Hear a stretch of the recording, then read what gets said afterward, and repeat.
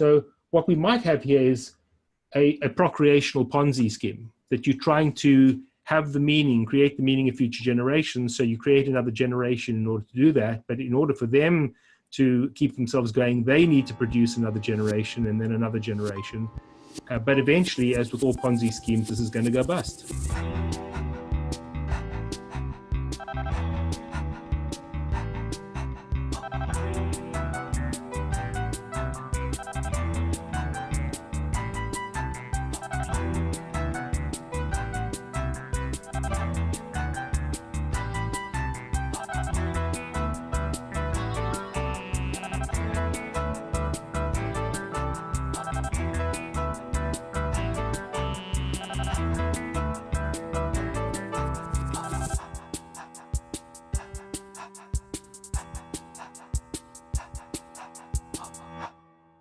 David Benatar is a South African philosopher, academic and author. He's the head of the Department of Philosophy at the University of Cape Town. He's also the author of a number of books, including Better to Never Have Been, The Harm of Coming into Existence, and The Human Predicament, A Candid Guide to Life's Biggest Questions. On a side note, the creation of the main character of the TV show True Detective, Rust Cohle, was heavily influenced by the philosophy of anti-natalism.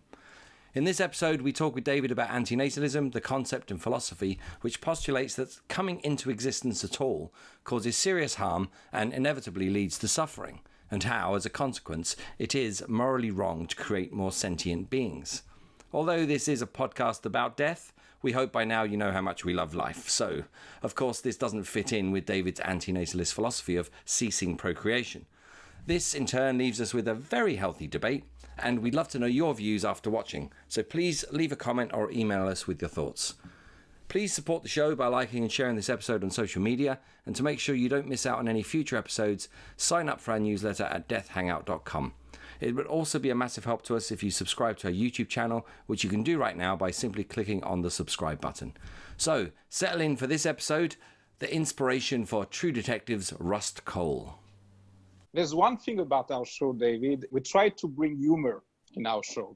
Despite talking about death, we try to be very humoristic. I was checking your bio on Wikipedia, and I've seen that you inspired a TV show that I loved very much. It's the show True Detective. You are one of the writers who inspired this show. In this TV series, there's one character. His name is Rust Cohle, and it's played by Matthew McConaughey. And this guy is very nihilistic, very pessimistic. He has a very grim view of the world. Keith didn't see the show, but I've sent Keith a small extract of his TV show. Maybe, Keith, can you read just the extract? Because you're far better as an actor, and my voice is shitty. So can you just read with your best actor voice that you have, deep one? I'll read this out. I haven't seen the show yet. It's on my wish list. But after discovering about David, about the influence of your writings and philosophy on the show, I'm even more intrigued to watch it now. So here we go. So this is the extract Olivier sent me. I think human consciousness is a tragic misstep in evolution. It's a tragic misstep in evolution. We became too self-aware. Nature created an aspect of nature separate from itself. We are creatures that should not exist by natural law. That sounds god-fucking awful, Russ. We are things that labor under the illusion of having a self, this accretion of sensory experience and feeling. Programmed with total assurance that we are each somebody, when in fact everybody's nobody. I wouldn't go around spouting that shit I was you. People around here don't think that way. I don't think that way. I think the honorable thing for our species to do is deny our programming. Stop reproducing. Walk hand in hand into extinction. One last midnight. Brothers and sisters opting out of a raw deal. Brothers and sisters opting out of a raw deal. Bam. And our show is supposed to be humorous. So here, David, help us out. After having that, can we have fun together? What do you think? I think we can. I think there are lots of jokes about death. There's lots of humor about... some people, by the way, interpret that as an insensitivity to death, whereas I view it as the opposite. I actually think that much humor about death emanates from our great anxiety about it. So I don't see an incompatibility between laughing about it and also taking it seriously. Yeah. I think that's comedy, isn't it? I mean, it's laughing at the inevitable and the ridiculousness of certain things, and even again with all this consciousness and the way we live and how seriously we take things. It's the big joke at the end of it is none of us gets out of here alive anyway. Yeah, that part doesn't seem like the joke. I would like to get your view on about death, because there's this book, the latest book that you had, which is about the human predicament, and you talk about death.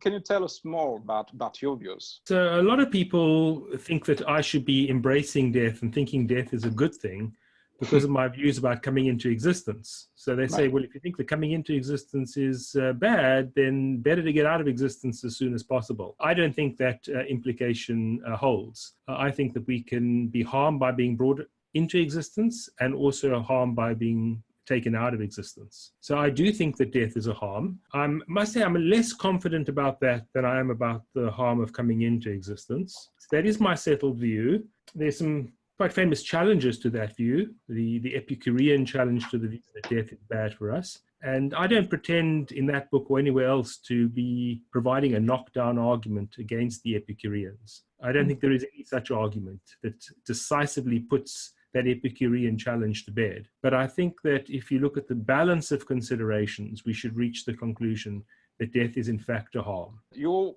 think that coming to life is a bad thing, right? It's awful, right? It's tragic. So maybe the easiest thing is basically, well, let's kill ourselves or commit suicide, but it's not what you would like to do. You know, this is not what you preach. No, so I think never existing beings that have not come into existence have no interest in coming into existence. And if they come into existence, they're going to suffer all kinds of things they wouldn't otherwise, that they'd be spared. There'd just be a void of that suffering. So that's why I think we haven't got any interest in coming into existence. But once we do exist, we have an interest in continuing to exist. And that's the interest that is thwarted by death. The interest in avoiding suffering never overrides the interest in continuing to live. If the suffering gets bad enough, as I think it not infrequently does at the end of life, then I think that our interest in avoiding that could override our interest in continuing to live. For the majority of our lives, most of us, as long as we're in reasonably good health and no matter what other adversity we might have, it's probably in our interests, all things considered, to continue living. For now. For now, yes, because often it gets very bad towards the end. Some people just drop, but a lot of people, their death is preceded by a great deal of suffering. In this last week, I've listened to hours and hours of interviews that you've done with other people, just trying to get a sense of where it's at.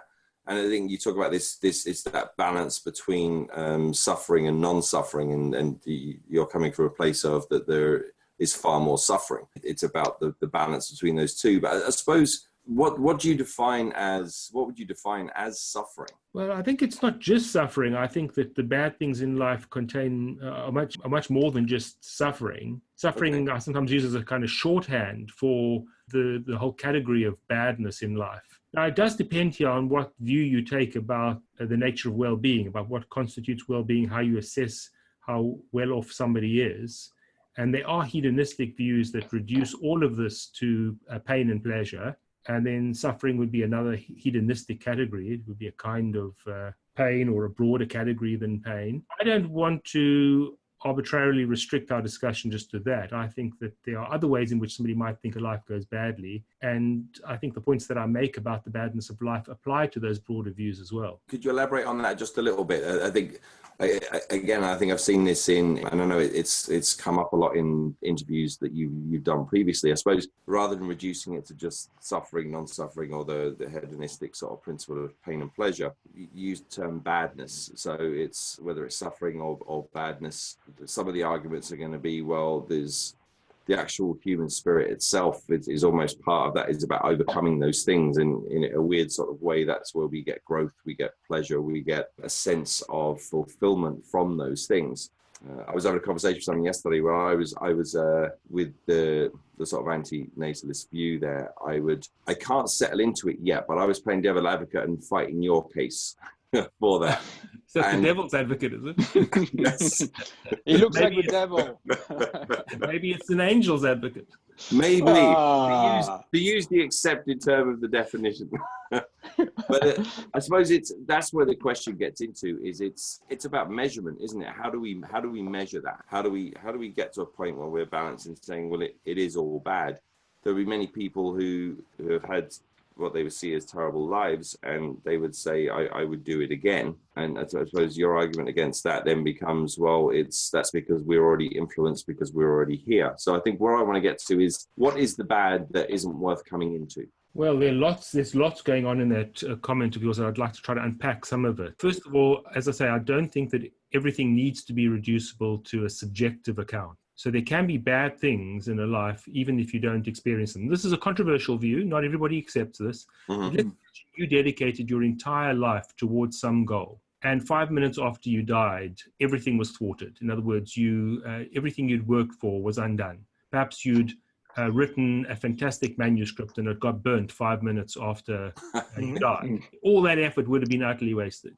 Now, this is not something that you're going to experience yourself, but if I was making an assessment of your life, I would say, what a waste. That's an ill that has befallen you. It's befallen you posthumously, but it's had a retroactive effect on your life. A purpose your life could have had has come to naught. So that's an example of something that is bad, even if you're not aware of it. Or think about ignorance. Sometimes people are aware of their ignorance, and sometimes people are unaware of their ignorance. People who are unaware of their ignorance might not feel subjectively very badly about it at all, but it may indeed be that their ignorance is a bad thing. It might be better if they had a deeper understanding and knew more things, even if they are not suffering subjectively under the burden of this ignorance. So these are just a few examples. There are plenty others. So the way in which we might broaden the category. Now, another point that you made was about how do we weigh up the goods and the bads in life? And of course, there's no precise mechanism for doing this. There's no precise mechanism at all. And I'm not pretending that is the case. Within the restrictions that we have of precision here, or the level of precision, I think we can make broad claims. So with regard to pleasures and pains, among the observations I've made are that pleasures tend to be much more fleeting than pains are. Pains can extend for a much longer period than pleasures do. There is such a thing as chronic pain. There's no such thing as chronic pleasure. Think about the intensity of pleasure. Well, the most intense pleasures are not as intense as the worst pains are bad. These are sort of indicators that you can look at. And when you consider those sorts of things, I think you need to come to the conclusion that there's going to be more negative than positive. It has to be rough. It's not in any precise way, but we can use our reasonable tools to work out roughly where the balance lies. We almost have to take the subjective view out of it. You're coming at from looking from the outside, and it's looking at it in an objective way. I don't want to take the subjective part out entirely. I just think that there might be things beyond that as well that we ought to consider. At least on some views there are. So I don't want to artificially restrict my argument. I want my argument to be appealing to a wide range of views about what well-being consists in. I would certainly say that your subjective states are important, but they may not be all that's important. An argument could be made where it's even, again, this is the ignorance argument, I suppose. If I live a life and I develop tools in which to delude myself, so whether that's adaptation or it's tricks of thinking, but if in my subject experience I'm happy, someone else might look at it objectively. It's like two people can go through the same experience and both of them come out with a different sense of that experience, and one of them might class themselves as happy and one of them as not. I suppose with the human condition as it is, if we've fallen for the illusion so completely, then our perception, in terms of our perception of reality, does that change the effective truth? Yes, I think there is a feedback loop. So I think if you believe that things are better than they actually are, they actually become a bit better than they otherwise would be. But I don't think that your subjective assessment is decisive. I don't think that it's true just because you think it's the case. So there may be an extent to which you can have mind prevailing over reality, so that your perception of the way things are can influence the way they are, but it doesn't mean that things actually become the way you think they are. No, but I suppose your experience of them, your perceived experience of them is changed. Yes, yes, that's true, and that's going to have a role in how well off you are. If you've got a positive attitude, things will feel better than if you've got a negative attitude. That's true, but it doesn't follow from that things are as good as you think they are. They may be better than they otherwise would have been, but it doesn't follow that they're as good as you think they are. Does it matter, actually, David? Because this existence is very subjective for everyone, meaning that we live our life and everything that we perceive, it's our perception. We live through filters. We have these biases. We have this brain which filters everything. So each one of us has his own unique experience. And as Keith said, is you have different point of views, but because it's just an experience, is it bad or is it good? It's just like, this is only an experience at the end of the day. But people can be wrong. There are all kinds of experiences that people have that are non-veridical. So you look on the horizon when you're in the desert and you see water shimmering there, and it turns out it's just a mirage. So there are visual illusions, there are auditory illusions. Not everything that people experience is actually the way they think it is. I think we agree with you that life is suffering and life can be tragic, because it's the whole Buddhist concept of life is suffering, I think, is the first noble truth or second noble truth, whatever it means. And now that we are here, living and breathing, what do we do then? Oh, yes. So I do think we make the most of it. So once we're here, we ought to try to minimize unpleasantness, minimize badness, both in our own lives and in the lives around us. Try to make your life as meaningful as you can. Of course, it's going to be heavily constrained by the circumstances. And I don't believe that our lives could have cosmic meaning, but there are all kinds of other meaning that they could have, and we can generate that meaning. I'm fully in favor of our doing that. So that, I think, is entirely the appropriate response to our condition and our predicament. So how do we do that? Like, how do we create this meaningful life, actually? Because it's one of our selling points here, David. We use death, to create meaning. I think it's different for different people. So I'd be very suspicious of a single message, as it were, for everybody. It depends in part on what your talents are, what your dispositions are. Different people are going to be able to do different things. So some people are going to generate meaning through artistic creativity, and others might do it through helping impoverished people, and other people might do it producing the Death Hangout and engage in discussions that inspire people. So there are any number of things. It depends what your skill set is and what your disposition is. Let's just say everyone adopted the anti-natalism sort of approach tomorrow.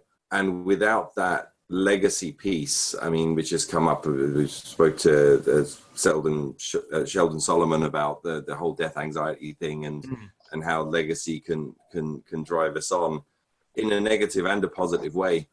If we take away the fact that everything is going to end fairly soon because we've all stopped procreating, so in terms of human existence, how does that change how we go about living our lives? So we're here. I think I understand. I'm okay with that. The concept of, you're talking about, it's about coming into being as opposed to what we do with the being now. But if we take away that future, how does that change how we live now? Well, that would change things quite a bit. So if we knew that we were the final generation and we know further generations, that would be, I think, very upsetting for a large number of people, and it would rob a great deal of meaning from many people's lives. The point is that that's going to happen at some point anyway. We don't know how humanity will go extinct. There are a number of possibilities. One is that it happens suddenly.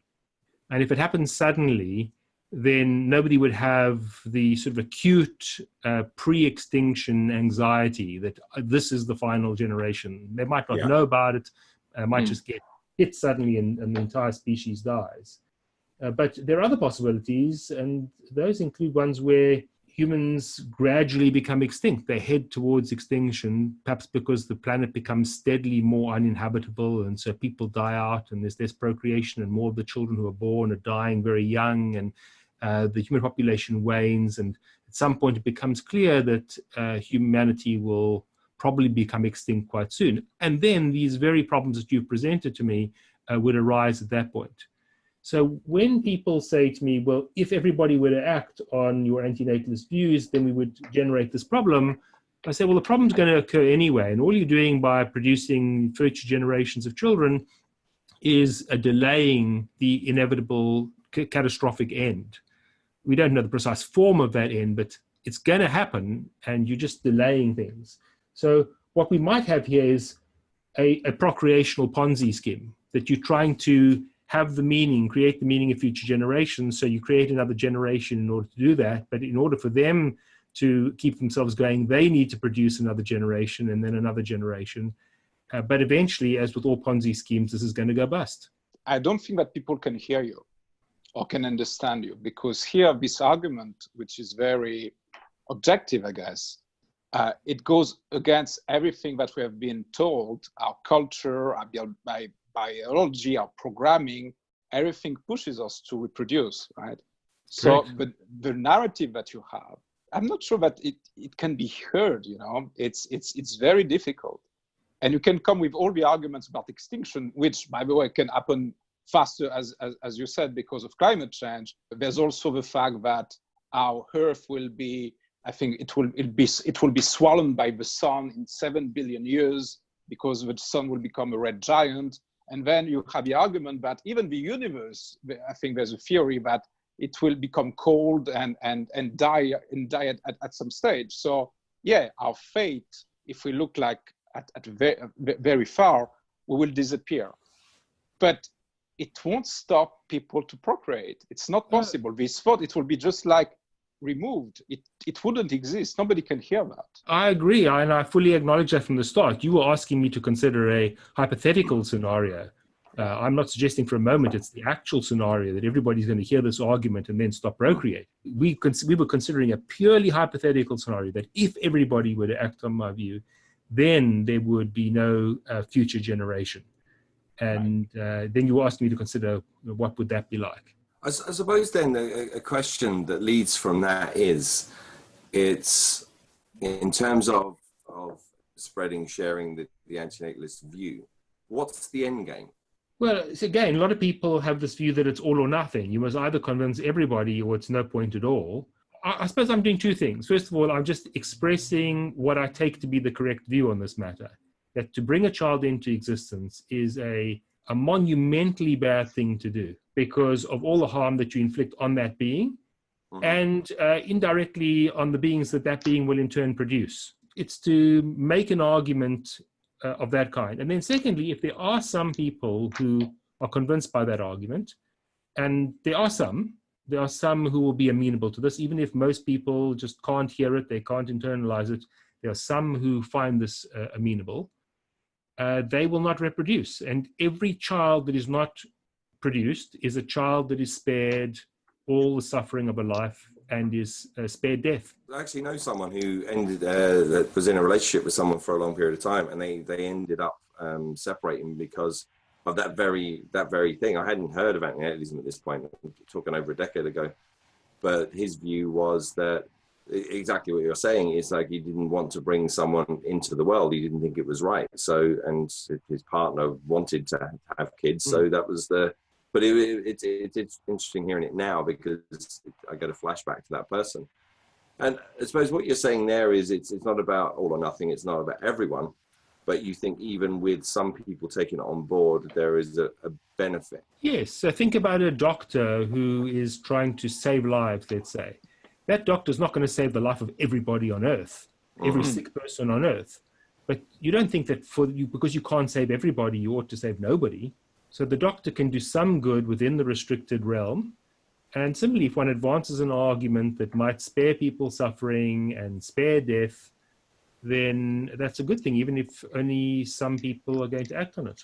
I suppose if the person doesn't come into existence, who gets the benefit? There is no particular person who gets the benefit, but the absence of that bad is a good thing. We look at the two possible scenarios where that child would have come into existence and where it doesn't come into existence. We can plausibly say that the scenario where they don't come into existence is better because there is nobody suffering those harms. You know, I was thinking, and maybe I'm still not getting it, you know, but I was thinking right now at, you know, the top 5 regrets of a dying You know this one, the top 5 regrets of the dying? It's a nurse called Bronnie Ware who wrote this book based on the, she has seen like hundreds and hundreds of hospice people dying on their deathbed. And she noticed that there was like 5 common themes out of all these people dying. They were all have common regrets.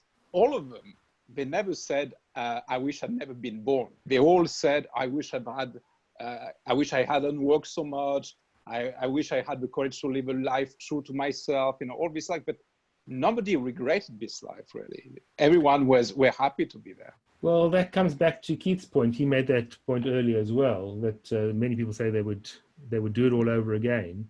And my view is that people just are not considering the counterfactual. They're not considering the alternative scenario where they had not existed. So that view that you do it all over again, I think that's a kind of coping mechanism with this very unfortunate reality that it would have really been better if we'd never come into existence. I think on the sort of from a logical or philosophical sort of level, I can sort of understand it. We can't judge this argument based through the lens which we look at now, because it's already filtered with the biological imperative. It is already strong to do that. I suppose the question that's coming up for me is, it's what would it take, what change would have to happen with humanity and how we lived to make you change your view on your argument? I don't think that anything that could actually happen would lead me to change my view. I could tell you in principle. So if lives would be utterly devoid of unpleasantness and they were filled with pleasantness, then I'd say wouldn't be a harm to come into existence. It's an interesting. It's a bit like in the film The Matrix. That whole concept of the AI develops the dreamlike state that humans go in, and when everything was perfect, they rejected it. I'm not familiar with the film, so I don't know. Yeah, what goes on. Yeah, that was the concept in the film. Was just very, very quickly. It's AI takes over, and it basically breeds people to use as energy. And to keep them sort of alive and producing this energy, it puts them into this dreamlike state. And they went through various versions of it. And they found that the one that worked was one where there was a certain amount of suffering or challenge. When they created the perfect world for them, because they thought that's what people would want, they actually rejected it. It's almost like they couldn't deal with that sort of perfect state. And I think this is where it comes back to the argument of the human spirit and what it's about. That sounds like a Hollywood moralizing to me, because obviously they didn't create the perfect being then. If it had really had been perfect, then they could have given fantastic quality of life without people not appreciating that. In other words, the perfect life could have actually been pleasing. In the Matrix, in this idea, since it's all artificial, as I understand it, you don't have any depth here. This is just subjective experience. There's nothing beyond that. Yeah, it's all subjective. It's Don't you think, like, and again, this is my human lens again, because I'm in this body with my biology and all this, and I'm obviously resisting your idea as much as possible, but I'm trying to embrace it at the same time, making lots of effort, believe me. Don't you think that it will get boring, you know, if it was only pleasant, you know? And when you said you know, before you said there's no excruciating pleasure. Well, there is, you know, if you try psychedelic drugs, I can tell you that there is excruciating pleasure with excruciating pain at the same time, whatever. But there's the pain and the pleasure at the same time that gives you something as well. You know, there's good to that as well. But that's my view with my filters and my biology and all these things. But I don't know. I was throwing this to you as well, David. I suppose that's where what Olivia was saying about people not hearing your approach, David, and it is that whole. It's hard. It's hard for people to look at this argument without looking through the lens that's there, and I think there's something within, again, humans. It's that element of hope. I think that's what's probably devoid completely from your argument, is a concept of hope. And I think that you talked about people where maybe the suffering does get too bad, maybe people who suffer, but unfortunately bad enough that they do commit suicide. It's that complete absence of hope that disappears. But this is a recurring theme, I think, in your comments, this idea of hope and growth and developing as a result of adversity. Yeah. And I don't deny those phenomena at all. I recognize that people can grow through adversity. That benefit is a benefit to somebody who already exists. But if you had not had that adversity and not had that growth because the person had never come into existence, then there would be nobody who had been deprived of that. It would not be, the absence of that good would not be bad. So in other words, the growth is good given the adversity, because at least something good comes out of the adversity. But that's not good. A warrant for the adversity in the first place. Think about other cases where somebody already exists. So let's imagine, I don't know, you live far apart, but perhaps from time to time you meet up with one another and you're very friendly across the internet. Let's imagine in person, one of you assaults the other one very badly. It happened. Sorry to hear that. But let's imagine one of you assaulted the other one very badly, and the assaulted one, the victim, went through some growth as a result of that. And that was actually your goal. The assaulter's goal was to produce this growth. But I don't think that would justify the assault in the first place. Something might good come from the assault, but it doesn't mean to say you warranted in assaulting somebody else. And ditto with creating a person. If you're going to create a person and you know they're going to face adversity, and you say, well, at least something good will come of it, that's not an excuse to create them, because the absence of that good would not be bad if they had not come into existence. We hope you enjoyed this week's episode. Again, please support the show by signing up at depthhangout.com or clicking on the subscribe button on your screen.